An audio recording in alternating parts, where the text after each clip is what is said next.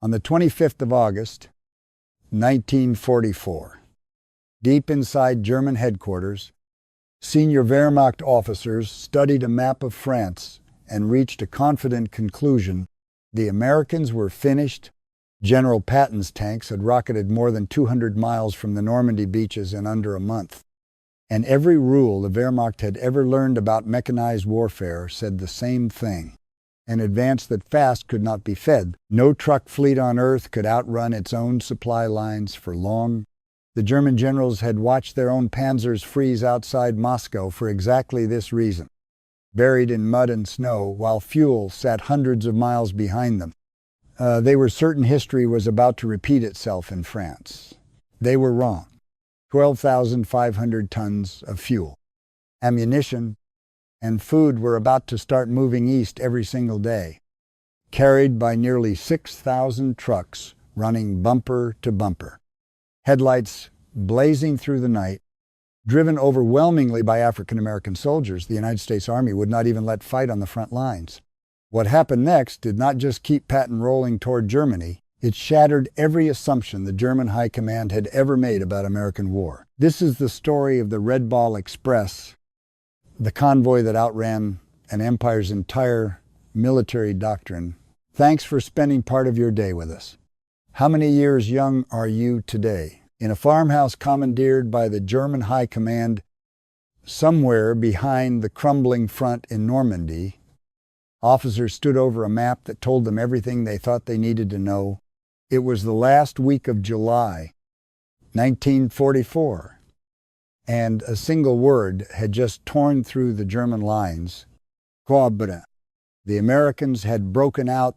Weeks of grinding hedgerow fighting had ended in an afternoon, and now a new army, General George Patton's Third Army, was pouring through the gap like water through a shattered dam. The German staff officers were not panicking. They were calculating. This was what they did best. They had spent 5 years perfecting the mathematics of mechanized war, and every number on that map told them the same story. An armored spearhead needed fuel, oil, ammunition, food, and spare parts in staggering quantities, and all of it had to travel by road or rail from a beachhead that was already hundreds of miles behind the advancing tank. The French rail network, the very system the Germans depended on for their own logistics, had been bombed to wreckage months earlier by Allied aircraft preparing the invasion. What the bombs had missed, retreating German engineers had finished, blowing bridges and tearing up track as they fell back toward the right. There were no trains running to feed Patton's army. There was only pavement. And pavement, the Germans knew from bitter experience, had limits. Even the ports were useless. Cherbourg, the deep-water harbor the Allies had bled for in June, now sat wrecked at the tip of the Cotentin Peninsula. Before surrendering it, German demolition teams had spent weeks methodically destroying every crane, every quay, every piece of equipment that might help an invading army unload supplies quickly. Sunken ships choked the harbor mouth. Mines littered the approaches.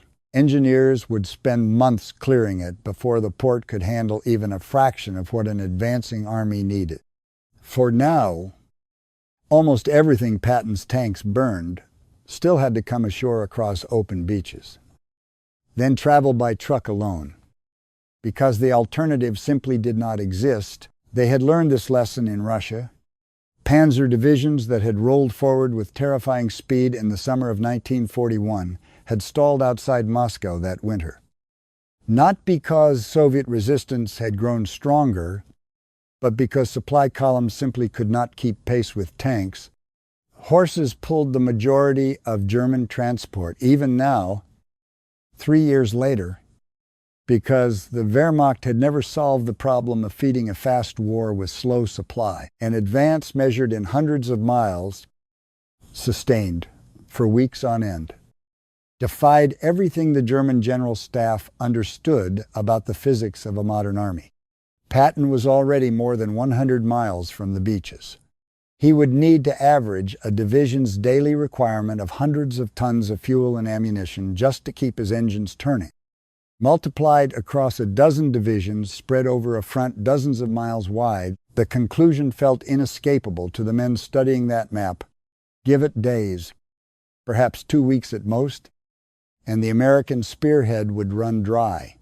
Tanks would sit motionless in French fields with empty fuel tanks, easy targets, powerless monuments to American overreach. The Wehrmacht would fall back to a defensible line, regroupe, and make the Americans pay in blood for every mile they had gained too quickly. It was not arrogance that led them to this belief. It was experience. It was mathematics. It was every hard lesson the German army had absorbed since the invasion of Russia 3 years earlier. What they could not see, because no reconnaissance photograph could capture it, was a different kind of mathematics, taking shape far behind the front. In a requisition building near the ruins of St. Lo, there, a small group of American logistics officers, transportation men rather than combat commanders, stared at their own set of numbers, and their numbers were just as frightening as the German one. Patton was consuming supplies faster than any American army in history had ever consumed them, and the conventional system built to feed him a patchwork of depots, scheduled convoys, and rail lines that barely function was already buckling. Dispatch clerks worked by lantern light, trying to route trucks through a supply chain designed for a slower, more cautious war, a war that Patton had no intention of fighting. Every hour the paperwork took was an hour. A tank sat idle somewhere near the front, waiting on fuel that was already late. One officer among them, a transportation specialist named Loren Ayers, had spent the war thinking about a problem most soldiers never considered, not how to fight, but how to keep an army moving once the fighting outran its supply line. Ayers and his colleagues understood something. The German staff, for all its careful calculation, had not fully accounted for. The United States was not trying to solve this problem with a better version of the same system Europe had always used. It was about to abandon the rule book entirely. The plan they proposed sounded almost reckless to anyone trained in traditional military logistics. Take 2 parallel highways running from the supply depots near the invasion beaches toward the front and dedicate them entirely to one purpose. One road for loaded trucks moving east toward Patton's army, one road for empty trucks returning west for another load. No civilian traffic. No other military business. Priority over everything. A name borrowed from railroad terminology for the highest priority freight in the system. They called it the Red Ball Express. Trucks would run nearly around the clock, stopping only for fuel or mechanical failure.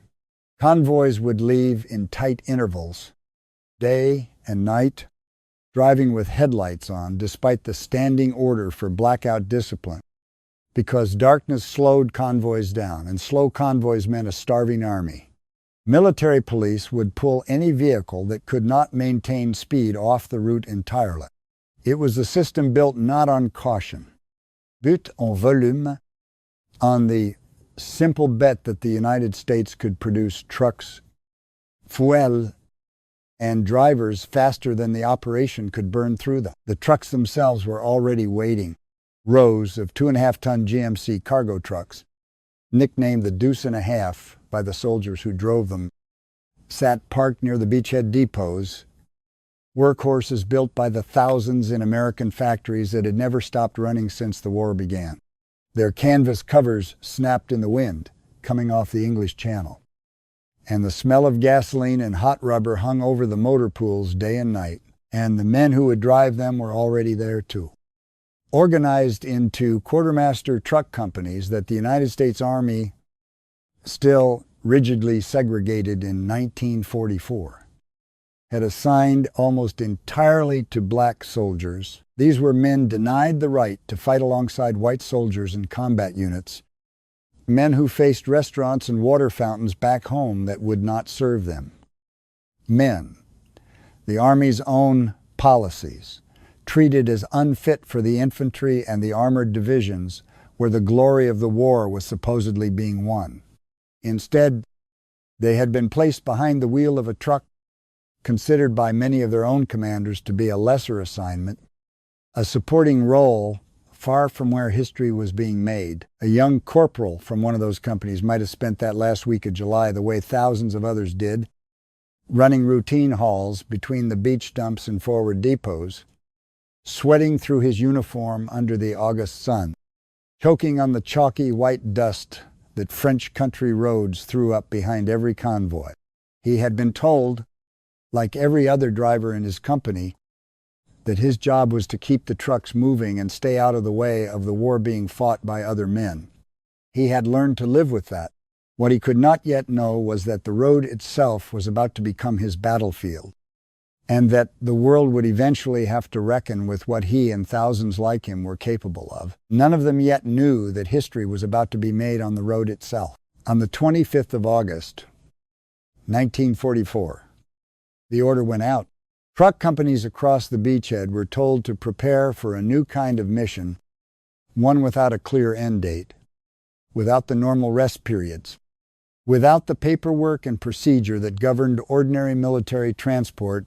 They were simply told to load their cargo and be ready to drive.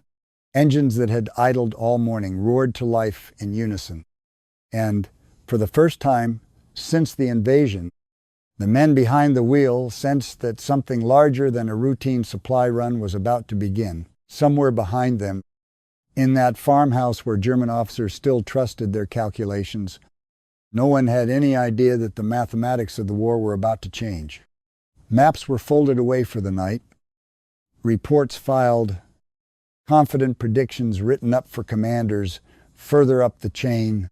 The Wehrmacht had measured Patton against every army Europe had ever produced, against their own panzers in Russia, against the slow and cautious armies of a continent that had never built machines the way America now built them. They had not measured him against a nation that could simply build more trucks than the war could destroy, and fill every one of them with men determined to prove that the color of their skins said nothing about the size of their courage. Back at the depots, headlights began flicking on in long, uneven rows. As the first drivers pulled into position along the loading dock, crews worked fast in the fading evening light, hauling crates of artillery shells, jerrycans of gasoline, and boxes of rations onto truck beds built to carry 2.5 tons and routinely asked to carry more. Nobody spoke much. There was nothing left to say that the engines were not already saying for them. The engines were about to start, thousands of them, all at once, all along the coast of a country still smoldering from 5 years of occupation. Nothing in German military doctrine had prepared them for what came next. The first convoys rolled out into the dark just past 9 in the evening, and within an hour, the road that had carried farm carts and bicycles for centuries belonged to something else entirely. Headlights stretched back for miles, an unbroken chain of white light cutting through French farmland that had known nothing but blackout and fear for 4 years. Drivers had been ordered to break one of the oldest rules of the war: keep your lights off, stay hidden, let the darkness protect you. The Red Ball Express did the opposite, and it did so on purpose, because hidden convoys were slow convoys, and slow convoys meant Patton's tanks sitting empty somewhere near the German border. 2 roads ran side by side out of the beachhead, supply dumps, and each one had exactly one job. The northern route carried loaded trucks east toward the front, packed with artillery shells, rationkat, spare engine parts, and above all, gasoline in 5-gallon jerrycans stacked to the canvas ceiling. The southern route carried the same trucks back west, empty now, racing to reload and start the run again. There was no crossing between them, no wandering off toward a quieter side road, no room for a driver who wanted to take his time. Convoys left the loading yards in intervals of 5 minutes, 60 or more trucks to a group. expected to hold a steady pace of roughly 35 miles an hour for hour after hour after hour. Military police stood at checkpoints along both routes with a single brutale instruction. Any truck that could not keep pace was to be pulled off immediately, no matter the reason, no matter the cargo. A driver nursing a limping engine, hoping to baby at home, would instead watch military police wave him onto the shoulder while the convoy behind him roared past without slowing. There was no time for sentiment. The road itself had become a machine, and a machine could not stop to comfort one of its parts. For the men behind the wheel, the physical toll began within the first few days and never really let up. 20 hours out of every 24 trucks were supposed to be moving, which left drivers rotating through impossibly short windows for sleep, food, and repairs. Many companies simply doubled up drivers in each cab, one man driving while the other slept sitting upright against the door, swapping places at fuel stops without ever fully stopping the engine. Even with 2 men to a truck, exhaustion became a constant companion. Soldiers chewed stimulant tablets issued to help them stay alert on night watches, washing them down with lukewarm coffee poured from thermoses that never seemed to run empty. Eyes burned. Hands shook faintly on the wheel by the second night. Still the convoys rolled. The corporal who had loaded his truck in the fading light that first evening found himself, 3 days later, barely recognizing his own hands on the wheel. His knuckles had gone raw from gripping the same worn leather in the same position for hour after hour. He had learned to sleep in 15-minute bursts during fuel stops. Head tipped back against the seat, mouth open, jolting awake the instant the engine beneath him roared back to life. He had learned the particular ache that settled into a man's lower back after the 12th straight hour on rutted French pavement, and the strange trick the mind played after enough sleepless nights, where road signs seemed to shift and blur at the edges of his vision. He kept driving anyway, because somewhere ahead of him, men in tanks were waiting on what his truck carried, and because stopping was simply not a choice anyone had given him, heat and dust made the days almost as punishing as the sleepless nights. August in northern France was humid and close, and 100 trucks moving down a dirt-shouldered road threw up clouds of pale grit that coated windshields, throats, and the inside of every nostril. Drivers wrapped rags around their faces like men crossing a desert, squinting through goggles borrowed from tank crews, spitting dust for hours after a shift ended. At night, the temperature dropped just enough to fog the windshields from the inside, and drivers cracked side windows to keep the glass clear, letting in air that smelled of diesel exhaust, scorched rubber, and the faint sweetness of spilled gasoline. The trucks themselves took a beating that would have retired any peacetime vehicle within days. 2.5-ton GMC cargo trucks, built for a rated load and then routinely stacked with far more than that rating allowed, ground their way over roads never designed for this kind of continuous punishment. Springs sagged, tires wore bald and blew out on sun-baked pavement. Engines that had never been meant to run at a steady high speed for 18 or 20 hours a day began to overheat, to knock, to seize entirely on the roadside with a final metallic groan. Every 50 miles or so, mobile maintenance crews had set up makeshift roadside stations, little more than a tent, a stack of spare parts, and a handful of mechanics working by flashlight after dark. A truck that broke down had minutes, not hours, before it was either patched enough to limp onward or shoved unceremoniously into the ditch to clear the road for the convoy still coming. The mechanics manning those roadside stations developed a kind of triage instinct that no training manual had ever taught them. A cracked hose could be wrapped and driven on. A blown tire could be swapped in minutes, with tools laid out in the exact order they would be needed. a routine practiced so many times that hands moved faster than conscious thought.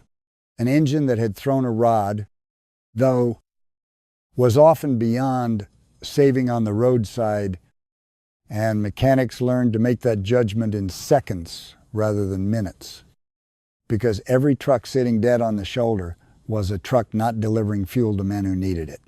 Parts stripped from vehicles, judged beyond repair, were tagged and set aside, cannibalized within hours to keep other trucks running. Nothing usable was wasted. Even as the operation as a whole burned through equipment at a pace no peacetime quartermaster would have believed possible. Accidents were an unavoidable cost of pushing exhausted men and overworked machines through the night at speed. A truck drifting half a lane too far on a curve, a driver's eyes closing for a fraction of a second too long, a sudden patch of fog rolling up from a river bottom. Any of these could turn a routine run into a disaster in an instant. Convoys learned to slow only slightly when word passed back along the line that a truck ahead had gone off the road, because stopping the whole column risked a chain reaction of collisions in the dark behind it. Men who had been driving together for days developed an unspoken code, flashing headlights, tapping horns in short bursts, warning each other of trouble ahead in a language that needed no words. The losses, when they came, were felt quietly and privately, absorbed into the relentless rhythm of the operation, because there was rarely time for anything else. Word of the operation reached German reconnaissance units within days, and what they reported back did not match anything in their training manual. Observers posted on high ground, overlooking stretches of the route, watched an unbroken river of headlights moving through the darkness, hour after hour, with none of the caution that European militaries had drilled into their own drivers since the war began. No blackout discipline, no spacing that would let a column scatter if attacked from the air, no apparent limit to how long the convoys simply kept coming. To officers trained to see a target in every column of vehicles, the sheer indifference to danger was almost incomprehensible.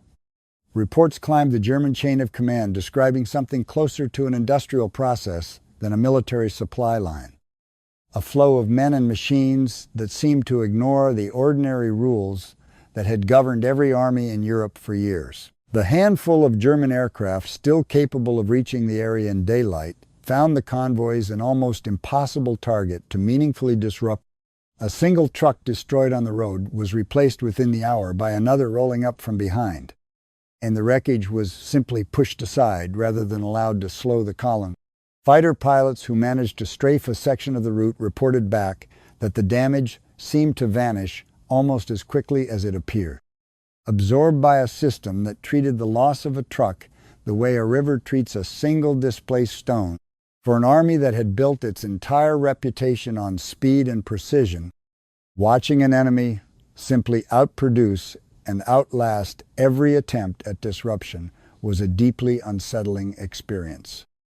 One that few officers were eager to report honestly up the chain of command. What the German observers could not see from their hilltops was the human story rolling past them in the dark.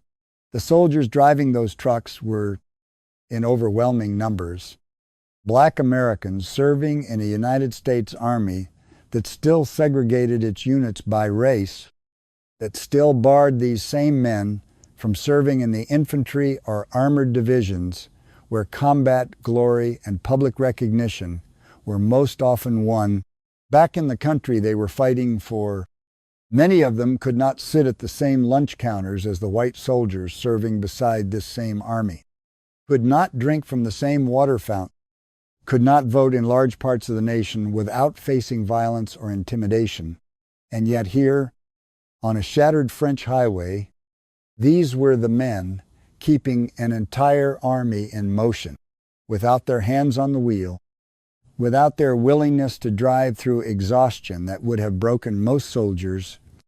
Patton's tanks simply stopped. Some of the drivers carried a quiet understanding of what they were proving with every mile. Nazi propaganda had spent years insisting that black soldiers lacked the discipline and technical skill for modern mechanized warfare. Every truck that rolled off the loading dock on schedule, every engine repaired on the roadside in the dark, every convoy that arrived exactly when the front line needed it, stood as a direct answer to that lie. Even if no one back home was yet paying attention, officers who visited the operation later recalled a striking scene. Drivers who had been behind the wheel for the better part of a day, eyes red with fatigue, still pushing their trucks forward without complaint, simply because the men at the front were waiting on what they carried. The reception the drivers received in the French towns and villages along the route offered a strange counterpoint to the exhaustion of the road itself. For 4 years, these same roads had carried German requisition convoys, hauling away French grain, French livestock, French fuel, leaving behind rationing and quiet resentment. Now children ran alongside the slow-moving trucks at intersections, waving at soldiers who tossed down chocolate bars, cigarettes, and tins of rations whenever a convoy was forced to idle for even a few minutes. Farmers stood at the edge of their fields, simply watching the endless stream of vehicles pass, many of them witnessing more mechanized transport in a single afternoon than they had seen during the entire occupation. Word spread through the countryside faster than any official news bulletin could travel. The Americans were not just fighting their way east, they were burying the German army in supplies it could never hope to match. General Patton himself was not a patient man, and the Third Army's voracious appetite for fuel and ammunition made him a constant, demanding presence at the far end of the supply line. Reports of low fuel reserves at forward depots reached his headquarters daily, sometimes hourly, and his response was rarely subtle. Tanks were not meant to sit still, and every hour spent parked waiting for gasoline was, in his eyes, an hour handed back to the enemy. Word came down the chain of command with blunt urgency. Keep the trucks moving, whatever it takes. The pressure trickled all the way down to the men in the cabs, who understood, even without being told directly, that somewhere ahead of them a tank commander was watching his fuel gauge and counting the minutes. At forward command posts near the leading edge of the advance, junior officers spent entire nights on field telephone, relaying fuel counts back toward the rear with the same urgency other units reserved for reporting enemy contact. A tank column halted for lack of gasoline was every bit as dangerous as one caught in an ambush. Stranded and vulnerable, unable to maneuver if German armor happened to counterattack before the next convoy arrived. Crews learned to measure their situation not in miles gained, but in gallons remaining, watching fuel gauges with the same nervous attention infantrymen gave to ammunition counts.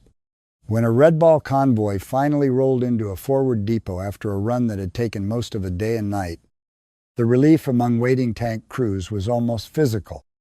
Men climbing down from their vehicles to help unload jerrycans before the trucks had even finished braking. By the last days of August, the operation had settled into a punishing but functioning rhythm.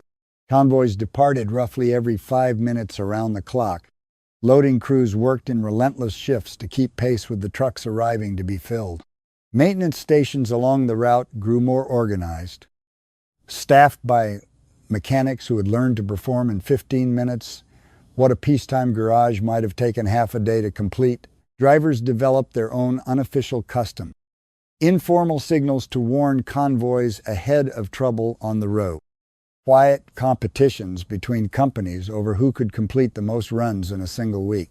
Morale, against every reasonable expectation, remained remarkably high.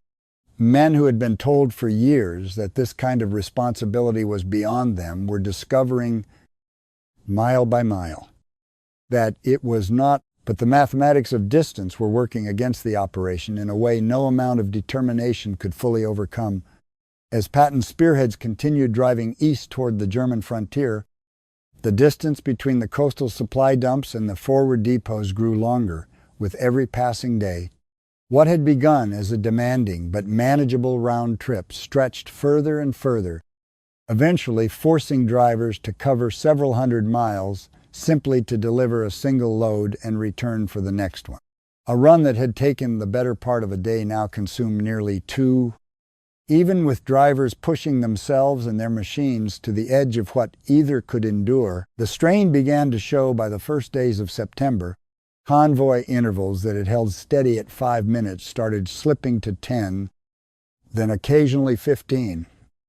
As trucks bunched up behind breakdowns or simply could not maintain the pace over such extended distances, the rate of mechanical failure crept upward. With every week the operation continued, springs and engines and tires wearing out faster than replacement parts could arrive from the coast. Drivers who had been running on stimulants and short naps for over a week began to show the effects in ways that worried their own officers. Moments of dangerous inattention at the wheel, minor collisions in the pale light of early morning, trucks drifting off the shoulder before a co-driver's shout snapped the wheel back straight. Commanders overseeing the operation recognized the danger before it became a full collapse. And within days they had reorganized the entire system rather than simply demanding more from exhausted men. New intermediate transfer points sprang up roughly halfway along the route, allowing one set of trucks to hand off cargo to a fresh set rather than forcing a single convoy to cover the entire growing distance in one exhausting push. Additional truck companies were pulled from other duties and thrown into the rotation, swelling the total number of vehicles on the road by the hundred. Driver rotation schedules were tightened, giving exhausted men slightly more time to rest between runs, even if slightly still meant far less rest than any peacetime regulation would have allowed. The changes worked, at least well enough to keep the tonnage moving. Within days of the reorganization, the flow of supplies reaching the forward depots not only stabilized, but began to climb again. Even as the distance each truck had to cover kept growing with every mile Patton's army advanced. It was proof of something that would have seemed impossible to the German staff officers who had calculated Patton's inevitable collapse back in July. This was not a supply system running at the edge of its capacity and beginning to fail. It was a supply system that bent under pressure and somehow kept adapting, absorbing strain that would have broken a less determined operation entirely. New drivers arrived by the hundreds to fill out the expanded rotation, pulled from other quartermaster duties, given only the barest instruction before being handed the keys to a truck and pointed toward the loading yards. There was no time for the kind of extended training a peacetime army might have insisted upon. A veteran driver would ride along for a single run, pointing out the checkpoints, the maintenance stations, the stretches of road where fog gathered thickest before dawn, and by the second trip the newcomer was expected to run the route alone. It should not have worked. By every reasonable military standard, throwing untested drivers into an operation already stretched to its limits invited disaster.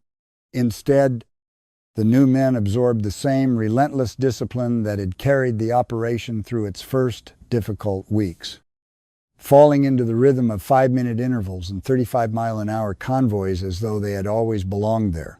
Even the language of the operation had begun to shift by early September, drivers referring to their trucks by nicknames, chalked or painted across the doors.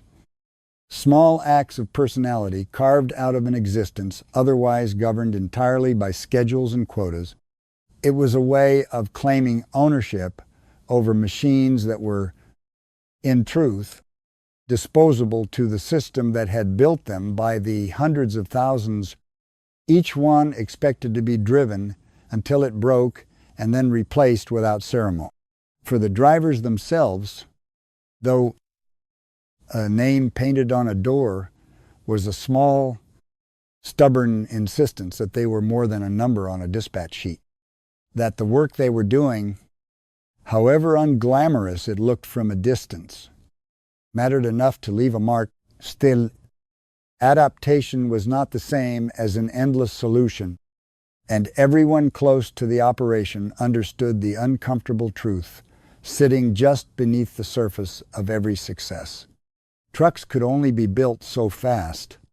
Tires could only be shipped so quickly across an ocean, still crowded with the machinery of an entire war.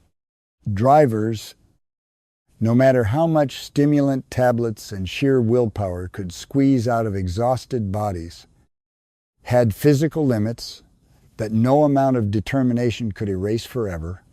The Red Ball Express had proven the German calculations wrong through the last days of August and the opening days of September, but the men running it knew, even as they celebrated each successful convoy, that the distance between the coast and the front was still growing, and that somewhere ahead, if the advance did not slow and the supply lines did not catch up, the mathematics that had once favored the Wehrmacht's predictions might yet find a way to reassert themselves. For now, though the engines kept turning night after night, the headlights stretched across the French countryside in that same unbroken chain, carrying fuel and shells and rations toward a front line that refused to stop moving.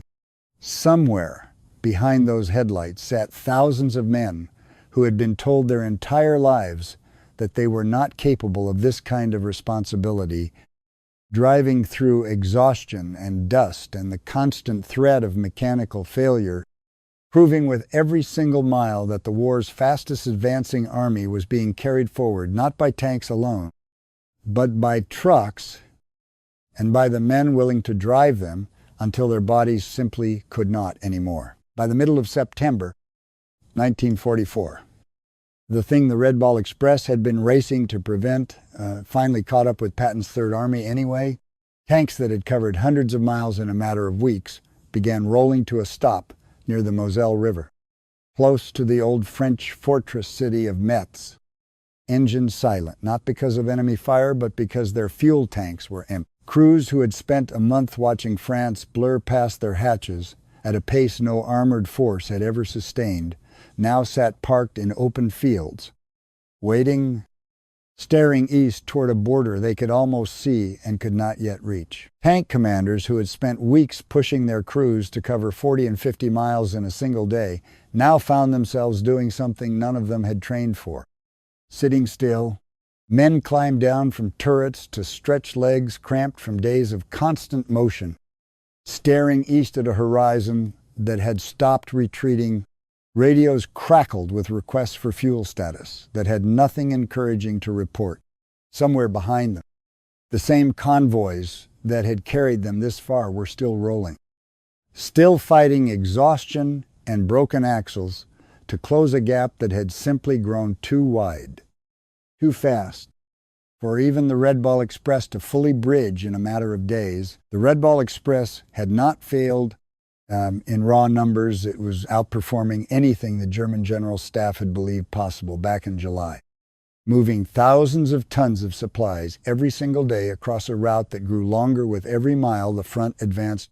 But the operation was fighting simple physics as much as it was fighting the Wehrmacht, and by September the distance between the coastal depots and the front had stretched so far that even the most determined convoy system could not fully close the gap, making matters harder. Fuel that might have kept Patton's tanks moving was, during these same critical weeks, being redirected north to support a different Allied offensive, an ambitious airborne and armored push into the Netherlands that Supreme Headquarters had decided deserved priority. Patton argued furiously for the gasoline his army needed. The answer, again and again, was that the fuel had already been promised elsewhere. It was a bitter irony that the very operation built to defy the German prediction of an inevitable culminating point still could not entirely escape one.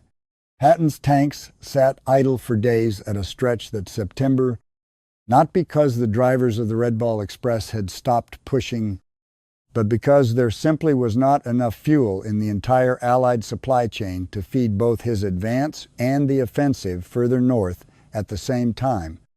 Somewhere behind the front, exhausted convoys kept rolling anyway, delivering what they could while tank crews rationed engine time, the way infantrymen rationed ammunition, running motors only when absolutely necessary to conserve the last few gallons in reserve, the pause did not last forever. And it did not erase what had already been accomplished.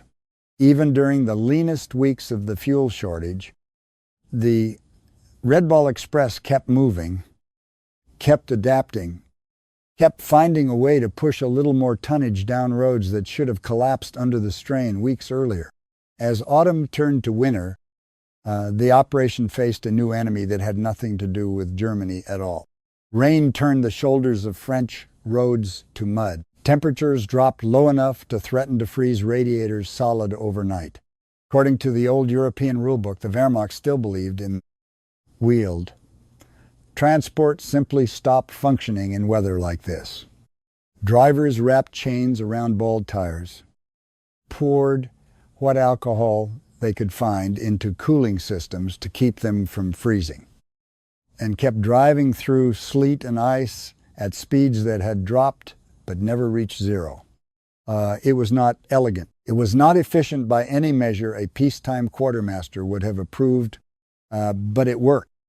And it kept working long after German observers had assumed the operation would finally break down entirely. Drivers who had spent August fighting heat and choking dust now fought numb fingers and windshields caked with ice, wearing every layer of clothing they had been issued and still shivering through the coldest stretches of the night runs.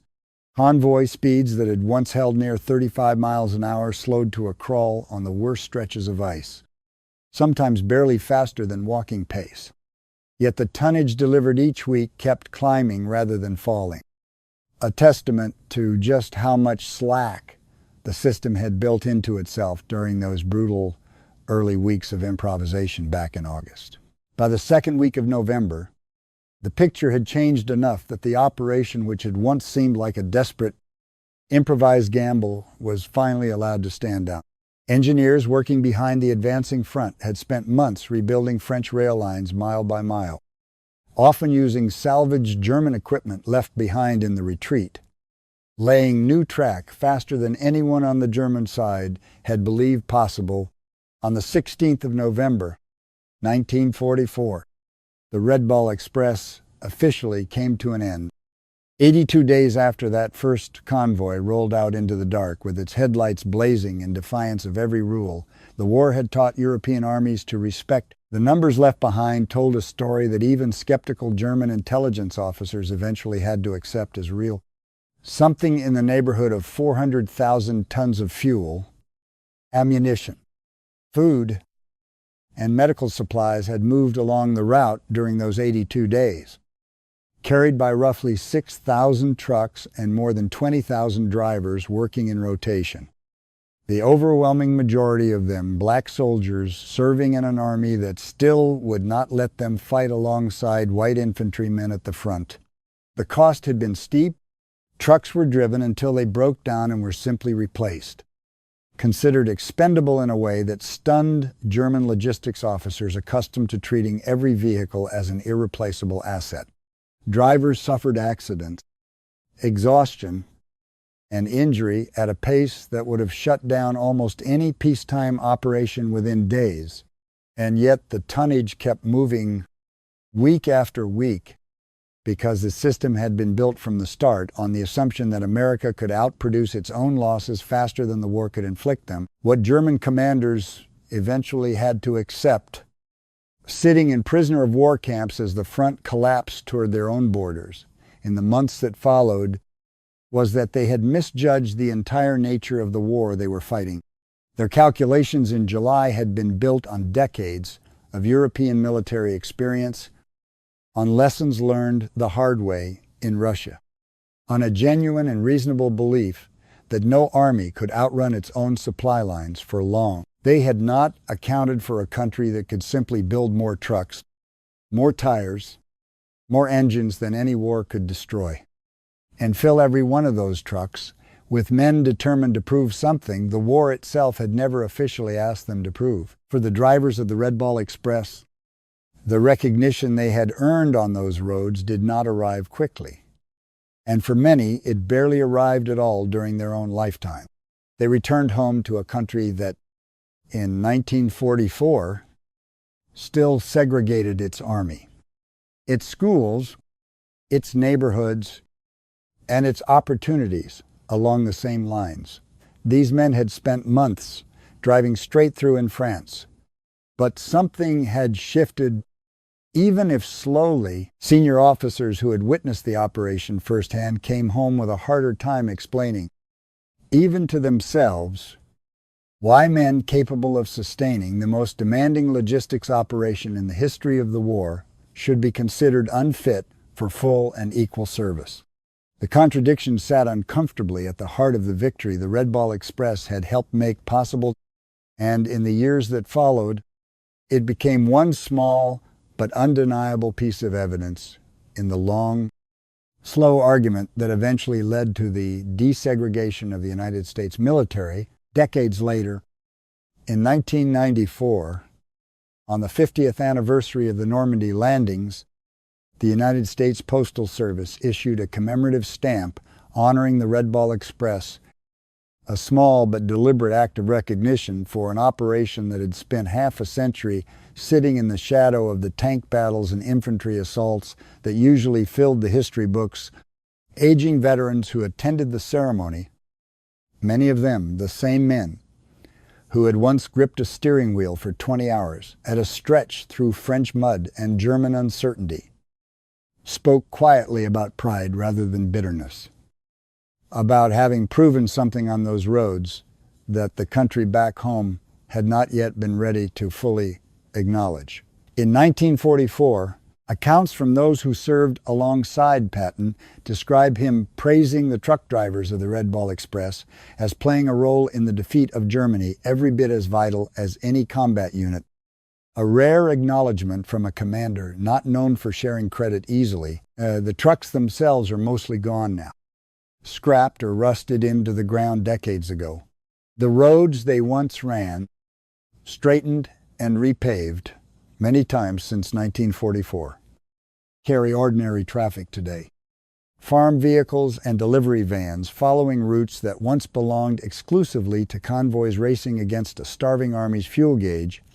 But the story the Red Ball Express left behind has outlasted the roads, the trucks, and nearly all of the men who drove them. It is the story of a supply line that a continent's finest military minds calculated could not exist, sustained not through brilliant strategy or new weapons, but through sheer determination, industrial capacity, and the willingness of thousands of overlooked soldiers to keep driving long after exhaustion should have stopped them. The German officers who once stood over their maps in July, confident that Patton's advance would grind to a halt within days, eventually surrendered to armies that never did run out of fuel, never did run out of ammunition, and never did stop moving for very long. They had prepared for tanks, for aircraft, for artillery.